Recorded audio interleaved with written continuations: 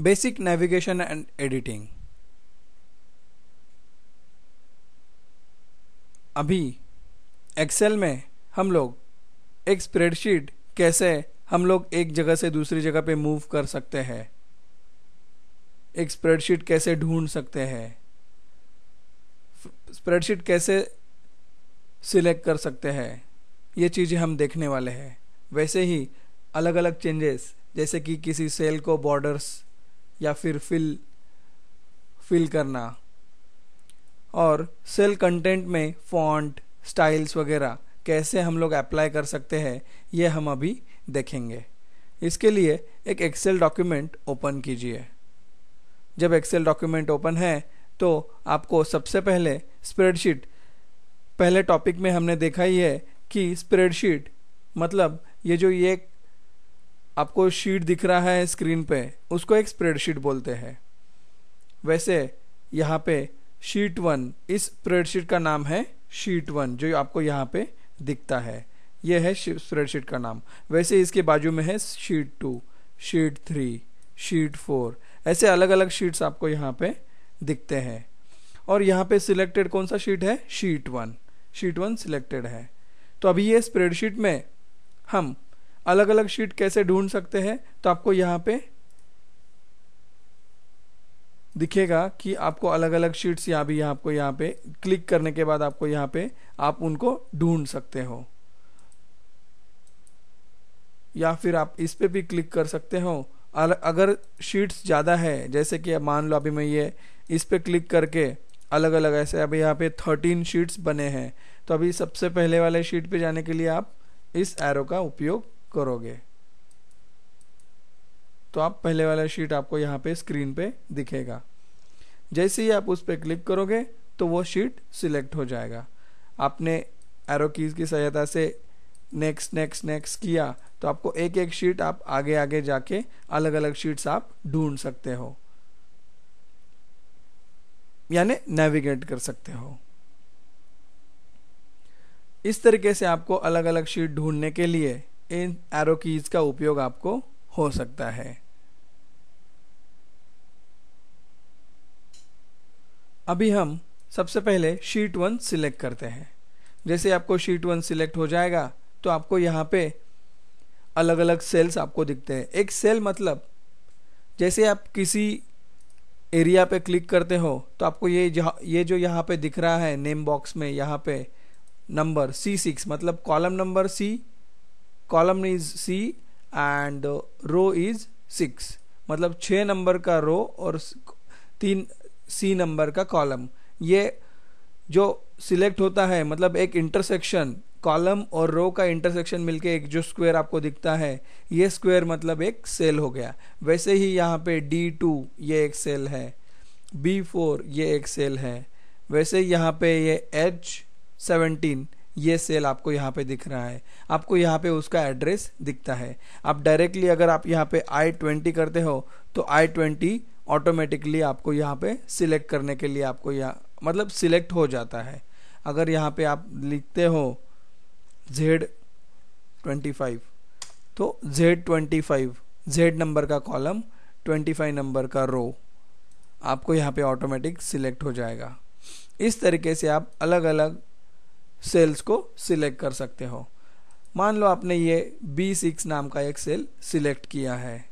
अभी अगर आपको इस सेल को कुछ बॉर्डर्स वगैरह अप्लाई करना है तो आपको यहाँ पे ऑप्शन दिया है। ये फॉन्ट में यहाँ पे ये बॉर्डर, बॉटम बॉर्डर यहाँ पे आपको ऑलरेडी सिलेक्टेड है। आप अलग अलग तरह की बॉर्डर्स इस सेल को दे सकते हो। जैसे मैं इस एरो डाउन एरो पे क्लिक करता हूँ तो मुझे अलग अलग ऑप्शन यहाँ पे दिखते हैं, जैसे bottom, top, left, right, new, all borders वगैरह। इस तरीके से आप यहाँ पे अलग अलग थिक बॉर्डर, अगर मैं थिक बॉर्डर पे क्लिक करता हूँ तो इस सेल को थिक बॉर्डर आपको यहाँ पे दिखेगा। ये देखो अभी मैंने B6 को थिक बॉर्डर दिया है। अभी मुझे इसका बॉर्डर निकालना है तो मैं वापस B6 को सिलेक्ट करूँगा, वापस इस एरो डाउन एरो पे क्लिक करके नो बॉर्डर ये सिलेक्ट करूँगा तो ये बॉर्डर्स निकल जाएगी, नो बॉर्डर्स। अभी ये बॉर्डर यहाँ से निकल गई है। इस तरीके से आप अलग अलग बॉर्डर ऑप्शंस आप इसको दे सकते हो। वैसे ही आप जैसे ही कोई सेल सिलेक्ट करते हो तो ये फिल कलर इस ऑप्शन से आप इस पर्टिकुलर सेल को कुछ नया कलर दे सकते हो। जैसे कि मैं ये ब्लू कलर यहाँ पे, लाइट ब्लू कलर यहाँ पे सिलेक्ट कर रहा हूँ। वैसे ही अगर मैं C6 को कुछ और कलर देना चाहता हूँ तो मैं यहाँ से वो कलर सिलेक्ट कर सकता हूँ। D6 को मैं कुछ और कलर देना चाहता हूँ, E6 को मैं कुछ और कलर देना चाहता हूँ। इस तरीके से आप अलग अलग कलर अलग अलग सेल्स को दे सकते हो। ये हो गया फिल कलर।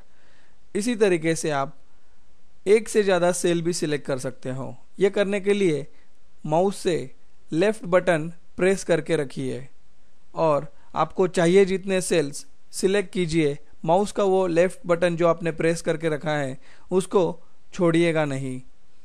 जितने चाहिए वो सब सेल्स सिलेक्ट होने के बाद अब आप जब आपका सिलेक्शन पूरा हो जाए तो जो आपने लेफ्ट बटन माउस का प्रेस करके रखा है उसको छोड़ दीजिए। ये सभी सेल्स सिलेक्ट हो जाएंगे। अभी आप यहाँ पे अगर मैंने यहाँ से ऑल बॉर्डर सिलेक्ट किया तो इस पर्टिकुलर सिलेक्शन के लिए सभी बॉर्डर्स, हर एक सेल के लिए सभी बॉर्डर्स आ जाएंगे। और अगर मैं इन सब को कोई कलर देना चाहता हूँ तो यहाँ से मैं सिर्फ एक कलर सिलेक्ट करूँगा, सभी सेल्स को ऑटोमेटिकली वही कलर सेट हो जाएगा। इस तरीके से आप अलग अलग कलरिंग, बॉर्डर्स वगैरह आप सेल्स को दे सकते हो।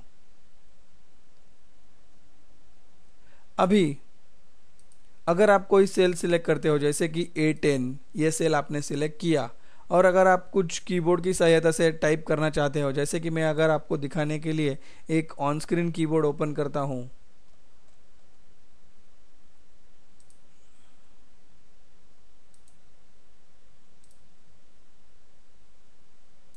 और यहाँ से A10 सिलेक्ट करता हूं। अभी मैं यहाँ पे टाइप करता हूं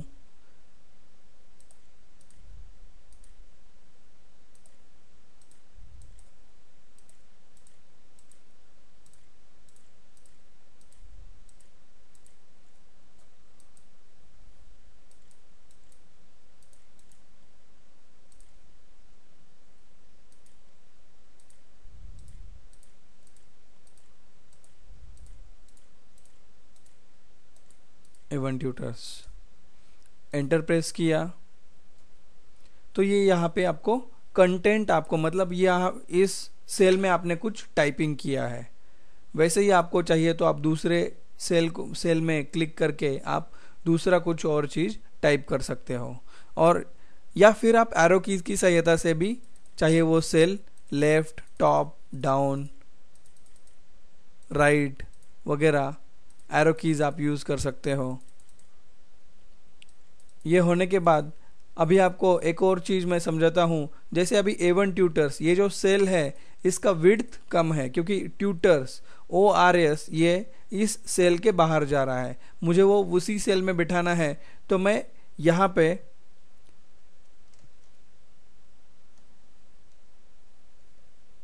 ये जो A और B के बीच में जो लाइन है वहाँ पे माउस ले जाके माउस का लेफ्ट बटन प्रेस करके रखूँगा और थोड़ा सा राइट साइड में लूँगा तो यहाँ पे मुझे वो ऑप्शन यहाँ पे मिलेगा।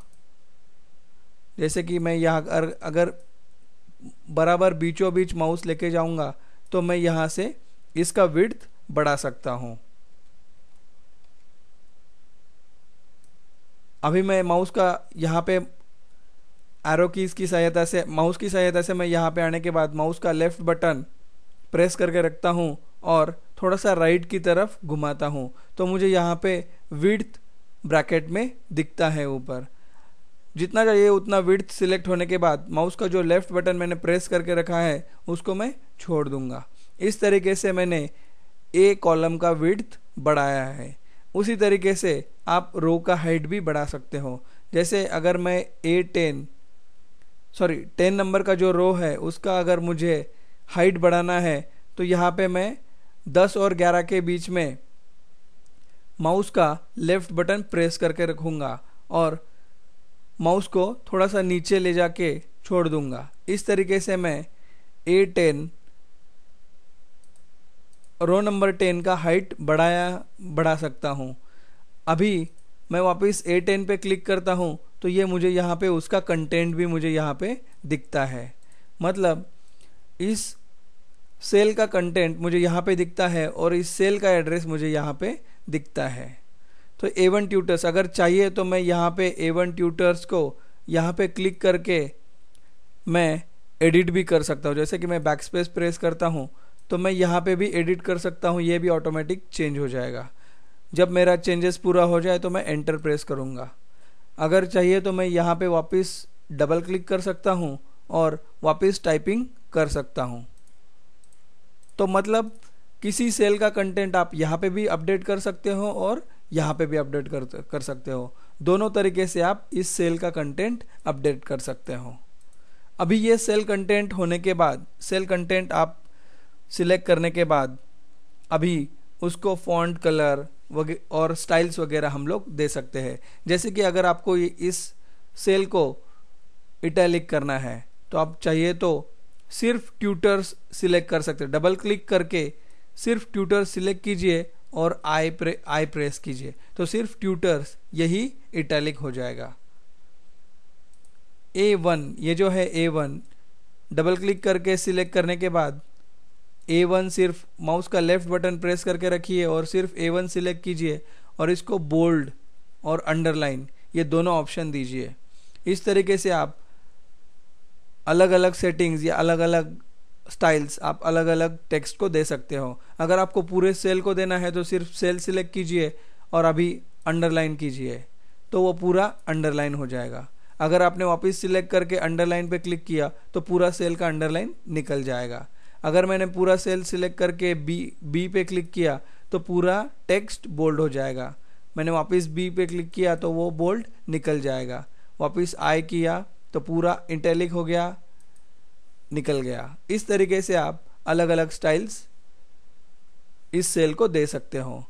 अभी मैंने ये सेल सिलेक्ट करने के बाद अगर मैं यहाँ से फॉन्ट सिलेक्ट करता हूँ, कोई और फॉन्ट सिलेक्ट करता हूँ तो वो पूरी सेल का फॉन्ट यहाँ पे अपडेट हो जाएगा। मैं चाहिए तो फॉन्ट साइज भी यहाँ पे मैं बढ़ा सकता हूँ, कम कर सकता हूँ। आप चाहिए जिस तरीके से आप उसको अपडेट कर सकते हो। इस तरीके से आपने फॉन्ट्स और स्टाइल्स सिलेक्ट होने के बाद अभी आपको यहाँ पे फिल भी आप इस पर्टिकुलर सेल को दे सकते हो। जैसे हमने पहले इसमें देखा है कि आपको जो चाहिए वो कलर आप इसको दे सकते हो। कलर देने के बाद इसका फ्रंट कलर भी आप चेंज कर सकते हो। इसको फॉन्ट कलर बोलते हैं। यहाँ पे ये फॉन्ट कलर का ऑप्शन आपको यहाँ पे दिखता है। आप उसको सिर्फ क्लिक कीजिए और चाहिए वो फॉन्ट सिलेक्ट कीजिए, चाहिए वो फॉन्ट कलर सिलेक्ट कीजिए। ये होने के बाद अभी आप देखिए ये जो हाइट है वो पूरा एडजस्टेड नहीं है। मतलब ये जो टेक्स्ट है वो नीचे है। इस सेल के पूरे बीचों बीच ये टेक्स्ट आने के लिए आपको यहाँ पे अलाइनमेंट का ऑप्शन है। आप चाहिए तो यहाँ पे अलाइनमेंट सेट कर सकते हो। जैसे कि मैं यहाँ पे ये मिडल वाला, ये जो middle align, top align, bottom align, अभी बॉटम अलाइन सिलेक्टेड है। मैं अगर मिडल करता हूँ तो ये टेक्स्ट आपको बीचों बीच दिखता है। अगर आप टॉप अलाइन करते हो तो इस सेल के ऊपर आपको ये अलाइनमेंट दिखता है। उसी तरीके से आप लेफ्ट राइट भी सेट कर सकते हो। इसके लिए मैं ए का विड्थ वापस बढ़ाता हूँ, ए कॉलम का। यहाँ पे माउस का लेफ्ट बटन प्रेस करके मैं पूरा विड्थ बढ़ाने के बाद छोड़ दूंगा। इस तरीके से अभी ए का विड्थ ज़्यादा है अब, और ये जो टेक्स्ट है A1 ट्यूटर्स ये लेफ्ट साइड में है। अगर आपको चाहिए तो आप ये अलाइनमेंट अभी लेफ्ट अलाइंड है तो ये सेंटर किया तो ये सेंटर में आ जाएगा। अभी देखिए ये सेंटर में आ गया। अगर मैं राइट करता हूँ तो ये टेक्स्ट राइट साइड में आ जाएगा। इस तरीके से आप चाहिए वो अलाइनमेंट यहाँ पे कर सकते हो।